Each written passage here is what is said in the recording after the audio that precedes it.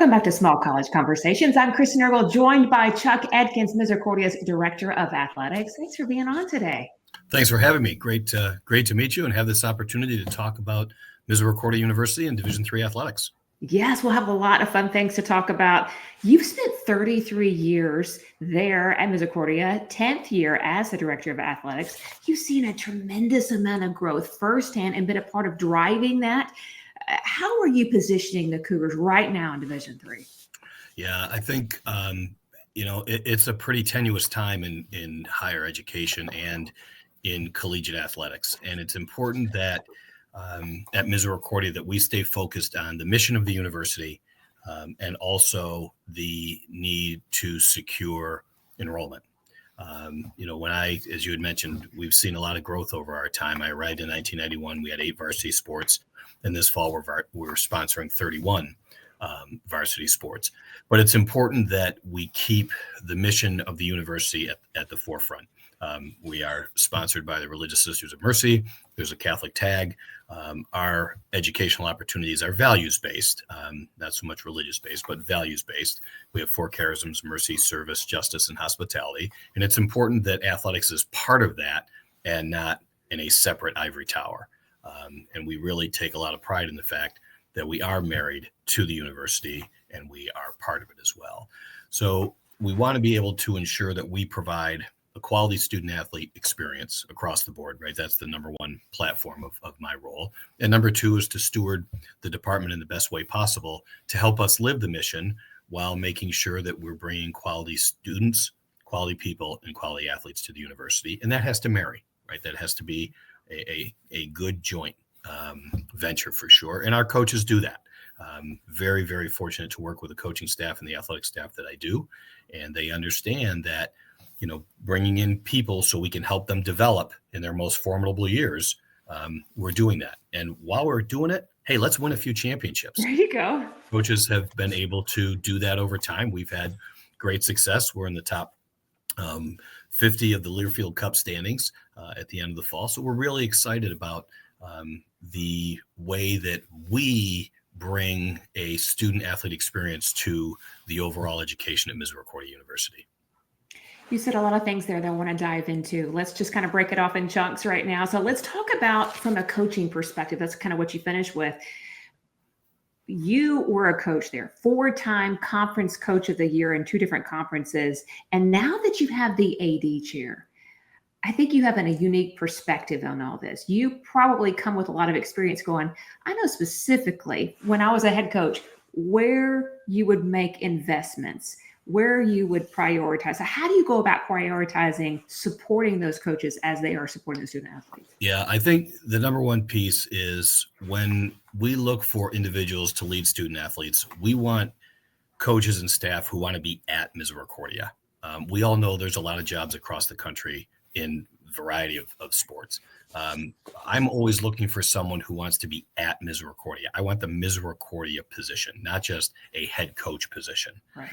And I think that makes a difference because then we know that they're going to be vested in not only the university, but the students that attend that university.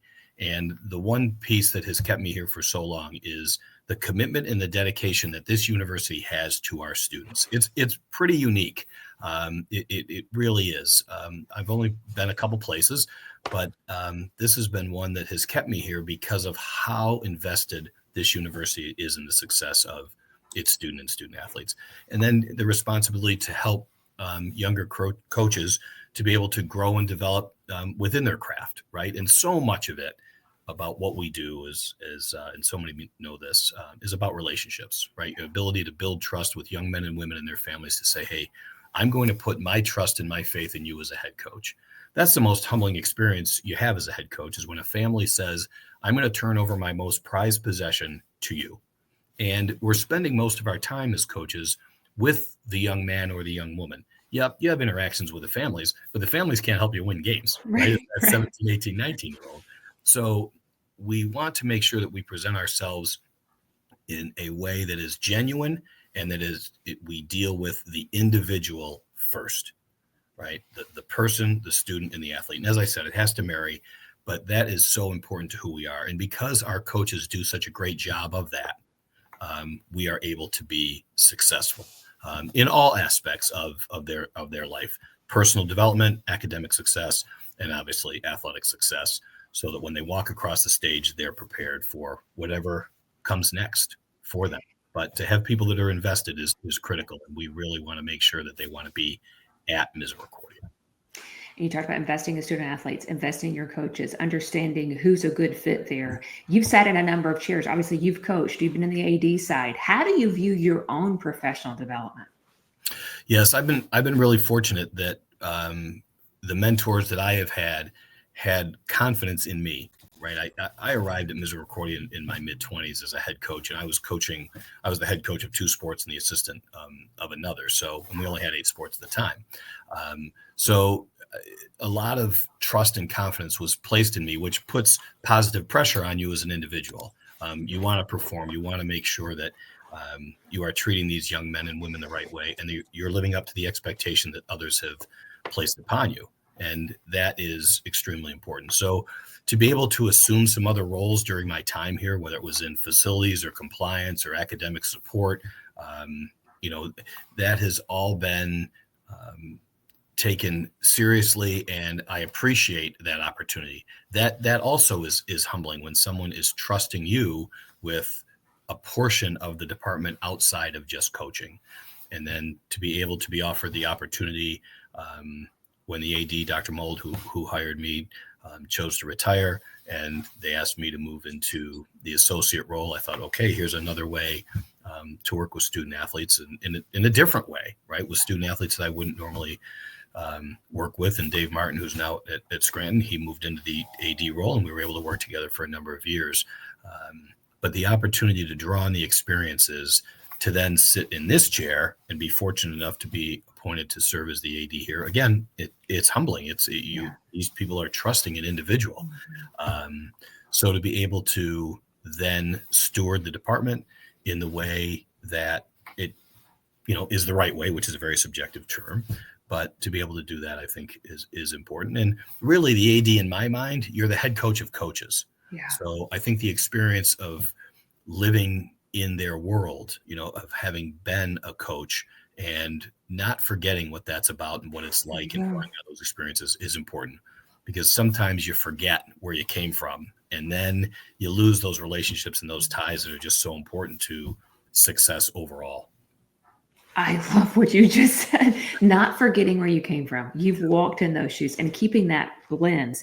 Something you said in a different interview was interesting. Something that's been a part of you, kept you in Luzerne County, is the Misericordia Mystique. Tell me what that is. Yeah. And how do you foster that community involvement with your student athletes and coaches? How does that come together specifically? Yeah. Again, there's been so much growth in Misericordia. There was a gentleman, Arnie Geringer, who was the director of our placement office and our head golf coach many, many years ago. And when we came on board, Arnie was such a strong advocate because athletics was so new, and it was a transition from the NAIA to the NCAA at the Division III level. And there had been administrations in the past, and it didn't work out so well. And Doc Mold really had a great challenge before him and did an outstanding job of bringing this program into the Division III world. And Arnie would say to us, I can help you. I can show you how to navigate, the politics, if you will, if nothing else, and really did a great job. But he also taught us that there is something unique and special about this place. And he coined that term, the Misericordia Mystique. It's palpable. You come on campus and there's just a feel that you get that is just, I still think, and I think many of us do, that is unique to Misericordia. I think it also is grounded in the Misericordia mission, but the Misericordia Mystique, it's a something. It's very hard to explain in words. You have to arrive on campus and then go, oh, I get it. And it's a direct result of the people here, from the president to everyone down the line, that just absolutely cares for the success of these young men and women in all aspects of their lives. And I think that's why it's coined the Misericordia Mystique. I think you can feel that sense of community on our campus. I'm sure it was very alive and thriving this past June when the baseball team won the national Yeah. championship. I'm now looking 6 months from that moment, or roughly at that point. How has that made an impact on campus to bring home a national title? Yeah, obviously, Coach Egbert and his staff and our players just have done an incredible job. He has done so much here for the baseball program and the development of our young men throughout his time here. We are so fortunate to have him here. But there's no doubt that it has impacted. Right, all of a sudden, Misericordia University in Dallas, Pennsylvania. Where's that again? Has now put itself on the national map, and we've been there, but this is our first team title. We've had individual national champions, but this is our first team title, and a situation where he's seen an uptick for sure in inquiries, applications, the transfer portal, people who just want to be part of this program, not only because we win, but because of the culture that Pete has developed over his time here to say, you know what, I want to be part of this. He's had us in the World Series 3 times in under 10 years, and to be able to win it in the fashion that we did this year was just truly incredible. And it's a testament, as I said, to how he leads and the culture that his young men say, you know what, I believe in this and I want to be part of this, and let's go. So to be a national champion, pretty cool. Definitely. Okay, you mentioned it earlier. I want to talk specifically about this. Talk about adding sports. And since you arrived to now, was it 22 sports you've added, or that has been added in that time period? Yeah, that sounds about right. That's okay. When I arrived, there were 8. We're at 31 now. So yeah. So talk about that progress in terms of specifically you now in the AD chair. How does the university go about evaluating what's the right fit, what sport to add, and obviously the balance there between being able to support the student athlete, not spreading yourself thin, but obviously it making sense. Yeah, exactly. So obviously, as it's developed over time and is more apparent and immediate right now, is the enrollment crunch that everyone is experiencing. Absolutely. Your division is irrelevant. Your type of campus is irrelevant. We're all experiencing this type of crunch. So the opportunity to continue to grow as a university, one on enrollment, right? That is a driver, and it's a tool. Athletics is a tool to help make that happen. And again, recruiting quality people, students and athletes, to make that possible and sustainable, right? Recruitment is one part. Retention is a whole nother part of it, but is blended so much with the enrollment. You want to make sure that, and our coaches want to do this, they want to coach a student athlete for 4 years, right? Not just for a semester or 1 year. So the retention piece is important to get them to walk across the stage and graduate. But what's important to us is when we have looked to add sports, especially most recently, what sports make sense, what sports are thriving, what sports can we enhance the conference with in terms of offerings, championships, automatic qualifiers, things of that nature. So our most recent additions that directly have impacted the conference have been men's ice hockey and men's and women's wrestling. We also have added stunt, which I'm so glad it went through as an emerging sport. But right now, from the conference standpoint, the 2 wrestlings and the hockey make a difference, right? We are always looking to achieve that automatic qualifier. So let's get us to 6 and or 7 teams to get us that AQ. We're adding on both the men's and women's side. We have other schools in our conference who are also adding men's and women's wrestling, but it provides an opportunity for young men and women to explore Misericordia when they would not have done that otherwise, right? Same thing if you offer music, right? Or marching band or whatever the case may be. It's a unique affinity group that a student can attach itself to, belong to, and say, hey, let's go. I'm part of something different and special. And then the opportunity to really help the conference and move it forward. There's other sports that are out there for sure, but if we can help ourselves and help the conference, then so be it. It's a win-win. And that's what we are looking to do. We're very fortunate to have great leadership for the new sports that we have put forward, and there has been support across campus. Now we need to keep moving it forward. But those are some of the reasons why we decided to add the sports that we added at Misericordia. Okay, so the three sports or four sports, men's and women's wrestling, men's ice hockey, and stunt, which has been the most challenging to bring on and why? Yeah, I guess they've all had their own unique Yeah. challenges, right? And part of it, if we just talk from facilities for a moment, one, obviously we don't have an ice rink on our campus. Mhm. So we are partnering with the Scranton Wilkes-Barre Penguins, the AHL affiliate to the Pittsburgh Penguins, and we practice and compete there. There are other programs down there as well, including the Penguins. And so that makes it a bit challenging, right? Just the transportation back and forth, knowing that we have certain ice times that then we have to work class schedules to make sure that we can get them the 20 minutes down the road while still satisfying their academic experience as well. So that was challenging. The wrestling piece, we chose and we went round and round about where to be. And the good news is we landed on campus and we repurposed our racquetball room. We took out 2 walls. We had 3 courts, and racquetball, the sport of racquetball is a great sport, but it wasn't seeing the same popularity that it was seeing in the 90s and maybe early 2000s. So we've repurposed that room and turned it into a very sharp wrestling room for both our men and women. So they have a facility right on campus. So the facilities are a challenge for sure, right? Mm-hmm. Finding the right coach, the right person who believes in Misericordia, and everyone involved in a new sport gets to do something pretty amazing. They get to make history. No matter what happens, that's true. Everything that happens in that sport on that competition day or throughout the season is making history. Every time you do something, you set a new record or you break a new record or you're the first win, whatever the case may be. And it's exciting. And we have coaches here who buy into the Misericordia way, but also buy into the fact that they get to make history here as well. And that's a pretty unique opportunity for a coach.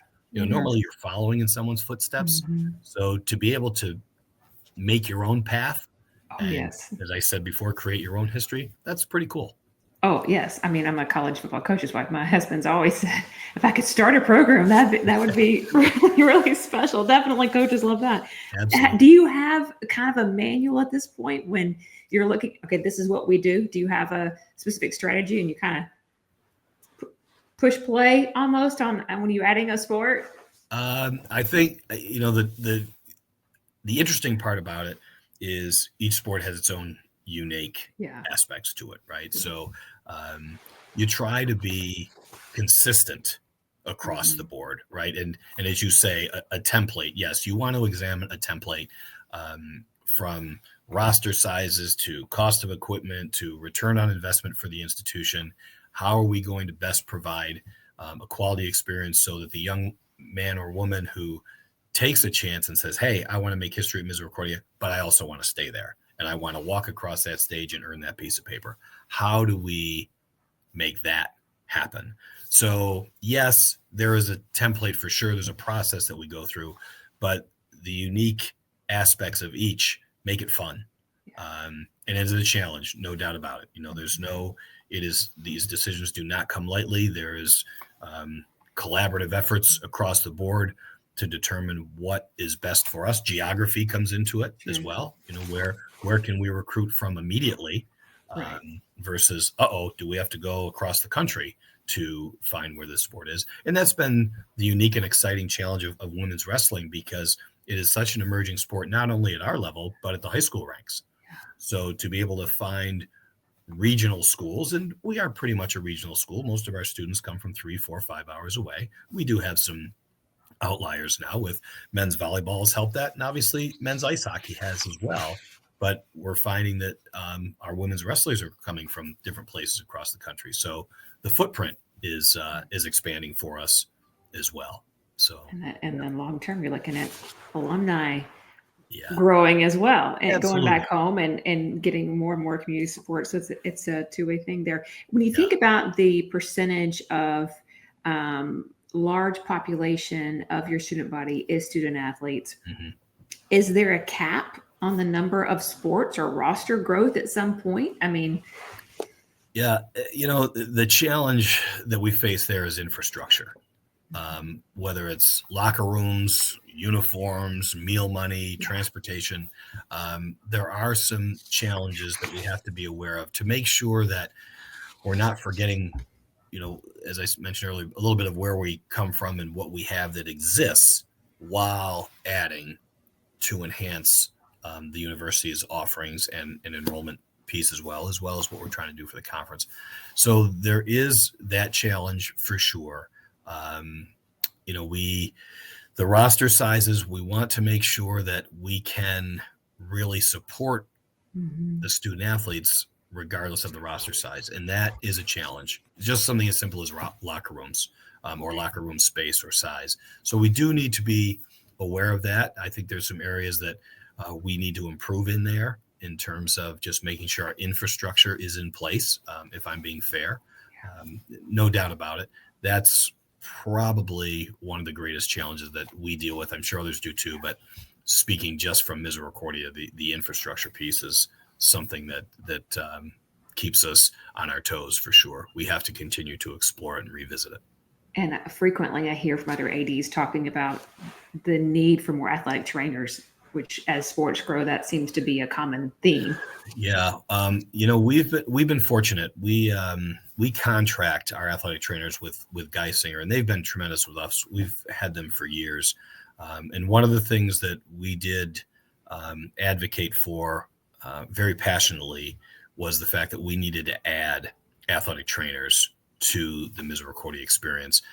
We've had 4, and then we had 3. We added football in 2012, added an athletic trainer who was dedicated to football in the fall, and then they move into other areas in the winter and the spring.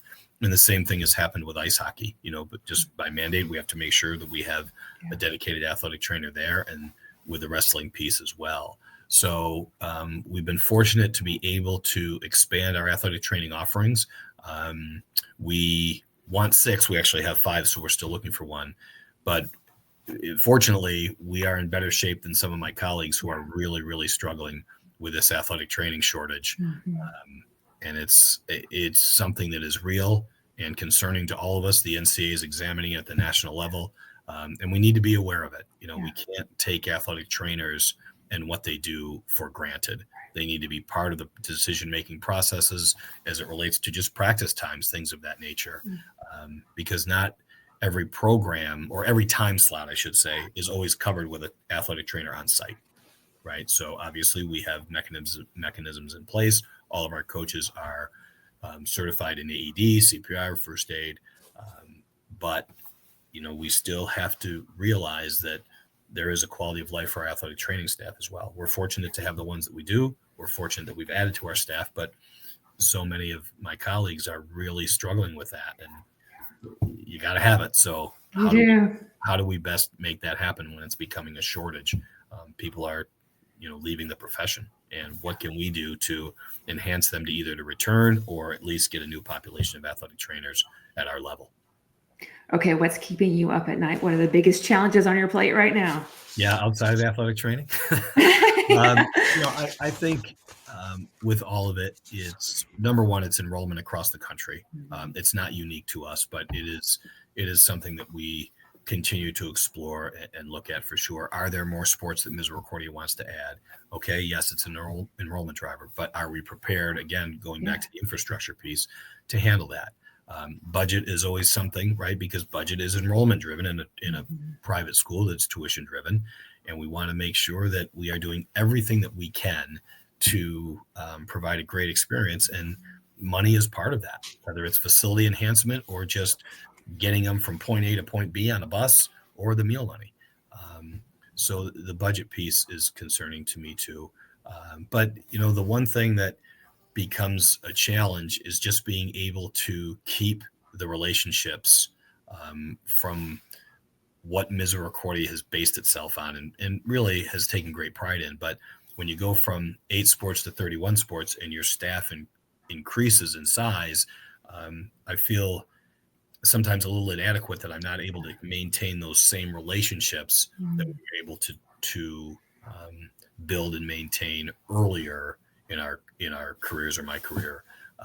So I have to be very cognizant of that, and I need to do a better job of that, of maintaining those relationships and making sure that I have touch points with all of our staff at some point. One of the things that became a challenge for us when we added staff is our entire staff is not located in the Anderson Athletic Center any longer. I have 2 other buildings where we have head coaches and support staff, sports information in other areas. So you don't even physically see them every day, let alone have that touch point. So that's an area that keeps me up at night, because I need to do a better job of being aware and making a concerted and strategic effort to maintain those relationships. This is the final question for you. I love to ask athletic directors who have seen where we have come and get their take on what do you think is trending in Division III? Ooh, yeah, a lot right now, right? The biggest piece that we continue to hear about is the Power 5, NIL, the athletic training piece. Those areas, the NCAA in many ways, I think, is trying to reinvent itself and may need to do so in order to keep up with the times and what has happened in the court systems and things of that nature. Our responsibility still, what I love about the Division III aspect is it's about that student athlete first, right? And people say, well, you're the division that doesn't give scholarships. Well, okay, that might be true on an athletic basis, but we offer so much for a holistic experience for these young men and women that we want to focus on what we do offer, not what we don't offer. And I think that's always important for us to emphasize at our level, Misericordia and my Division III colleagues, is, here's what we do offer, and here's what we do in order to prepare sons and daughters, young men and women, for life outside of higher ed and outside of intercollegiate athletics. Because unless they decide to do what we do, the game's going to end for them. What have we done to help them with the next 40 years of their lives? And as you had mentioned, the alumni connection and that touch point. And hopefully there's enough feel goods to say, you know what, I'm really proud of the institution from which I graduated. And for us, we want them to be very proud that they are Misericordia University graduates and that they also competed in a highly competitive athletic program, and they were cared for. So well stated. Thank you so much for your insight and wisdom, Chuck. Thank you. Really appreciate the time. It's been a pleasure.